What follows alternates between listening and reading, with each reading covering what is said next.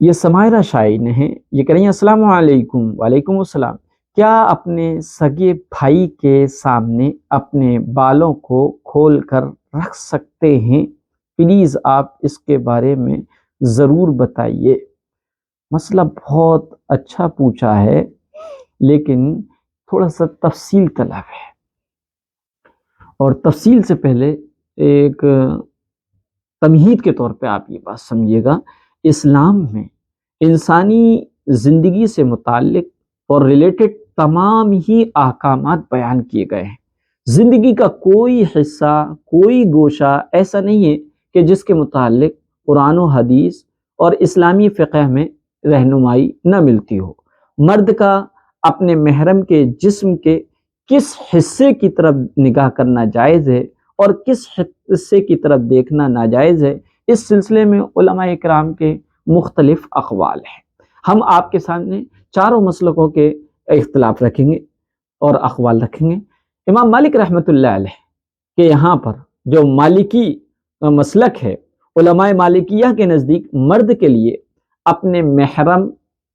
عورتوں کے بازو، سر کے بال، سینے کے اوپر کا حصہ اور گردن کا نچلا حصہ اور پاؤں کے نیچے کی طرف نگاہ کرنا جائز ہے۔ محرم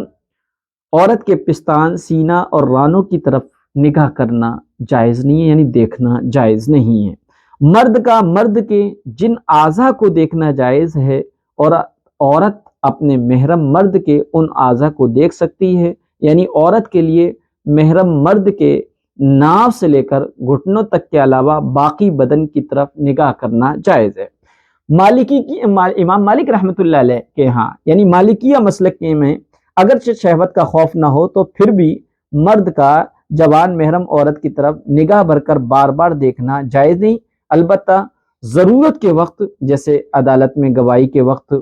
جوان محرم عورت کی طرف جو ہے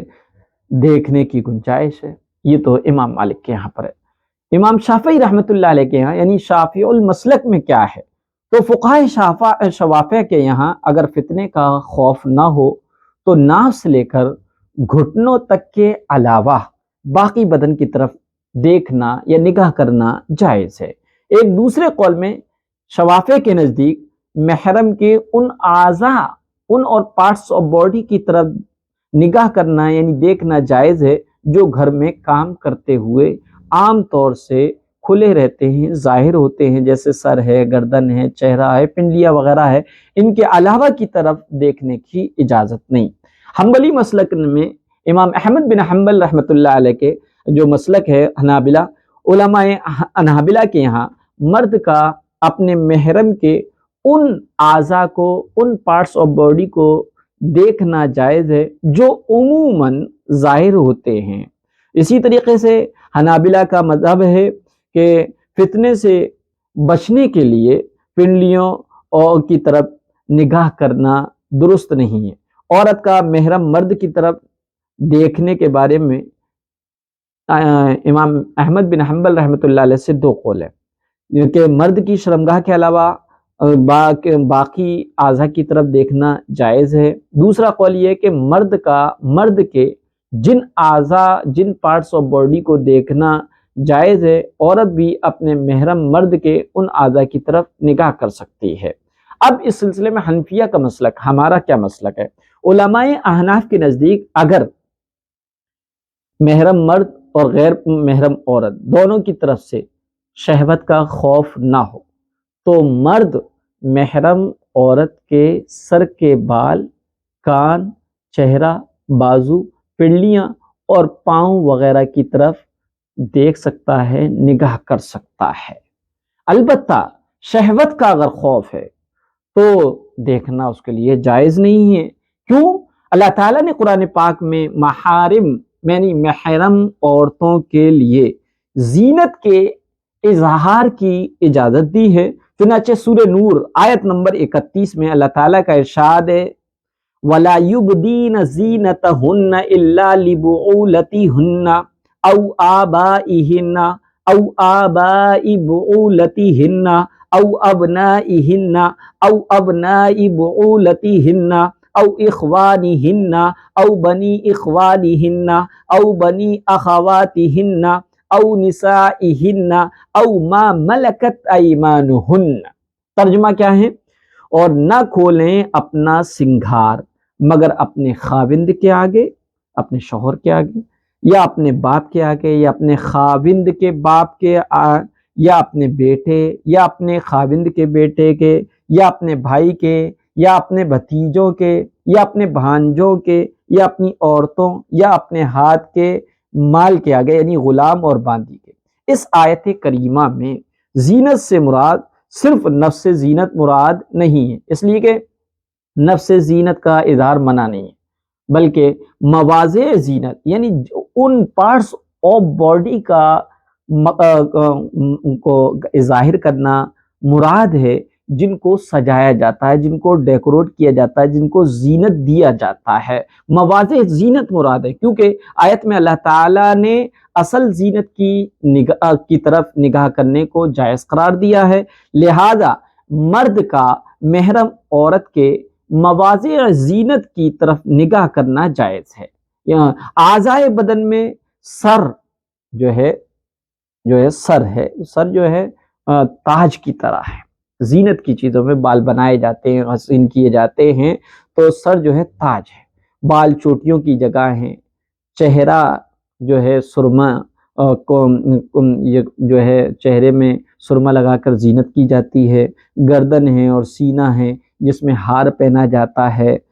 کان ہیں اس میں بندے ہیں، بالیاں پہنی جاتی ہیں، بازو ہیں اس پر بازو بند پہنے جاتے ہیں، ہاتھوں میں کنگن پہنے جاتے ہیں، اور پاؤں میں جو ہے پازیب پہنی جاتی ہے، اور یہ سب جو ہے زینت کی جگہ ہے۔ لہٰذا مرد اپنی محرم عورتوں کے ان مواضع زینت کی طرف دیکھ سکتا ہے۔ محرم کے ساتھ سفر کرنا اور ملنا جلنا زیادہ ہوتا ہے، اور عام طور سے محرم کے لیے مواضع زینت کا چھپانا اور اس کو کھولنے سے بچنا مشکل اور تنگی اور باعث پریشانی ہو سکتا تھا، اس لیے اس حرج اور پریشانی سے بچانے کے لیے ان کی طرف دیکھنا یا ان کی طرف نگاہ کرنے کو جائز قرار دیا گیا۔ مزید یہ کہ اللہ تعالیٰ نے مسلمانوں کو عمومی طور سے نظروں کو نیچے رکھنے کا حکم دیا ہے، اور موضع زینت یعنی زینت کے جو پارٹس ہیں ان سے ان کو مستثنی قرار دیا ہے۔ تو پیٹ، کمر، شرمگاہ اور ران وغیرہ یہ چونکہ ان زینت کے پارٹس آف باڈی نہیں ہونے کی وجہ سے یہ نظروں کے نیچی رکھنے کے عمومی حکم میں داخل ہوں گے، اور ان کی طرف دیکھنا یا نگاہ کرنا جائز نہیں ہوگا۔ البتہ ہر وہ پارٹس آف باڈی یا ہر وہ عضو جس کی طرف دیکھنا محرم مردوں کے لیے جائز ہے، اگر شہوت کا خوف نہ ہو تو اس کا چھونا بھی جائز ہے، اور اس لیے علماء اکرام نے، مجتہدین اعظام نے قرآن مجید کی ان آیات کے علاوہ متعدد احادیث سے محرم کی طرف نظر کرنا اور نہ کرنے کے مسائل کو نکالا ہے۔ لہذا ان احادیث میں سے ایک بخاری شریف کی حدیث ہے، اور اس میں روایت ہے جس میں حضرت ابو سلمہ رضی اللہ تعالی عنہ فرماتے ہیں کہ میں اور حضرت عائشہ رضی اللہ تعالی عنہا